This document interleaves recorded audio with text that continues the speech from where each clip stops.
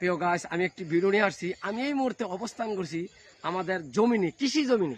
দেখেন কত সুন্দর ধান।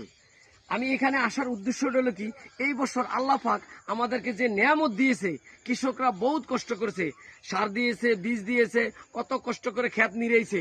আল্লাহ পাক কত সুন্দর ধান দিয়েছে। এই ক্ষেতরা করেছে সাকুসের কামাল ভাই, ক্ষেতরা করেছে। কৃষকের যদি হয় দর্শক আমরা খাইতেরাম, কৃষকের যদি না হয় গরিব দুঃখীরা কোথায় থেকে কিনা খাইবো? দর্শক আপনারা এই মতামত জানাবেন। আর আমি আরেকটি কথা বলবো, যারা কৃষক কাজ করি তাহলে আমরা তাদের উদ্দেশ্যে বলবো, যাদের প্রত্যেক খন্দে আমাদের বীজ, সার এবং ওষুধ এগুলো আমাদের গল্লা ইউনিয়ন আমাদের বোর্ড অফিসে সাইফুল স্যার এগুলা দেয়।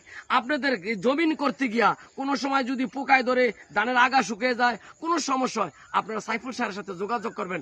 অবশ্যই আপনাদেরকে ভালো একটা পরামর্শ দিব। দর্শক, আমরা এই কৃষকের জন্য দোয়া করি।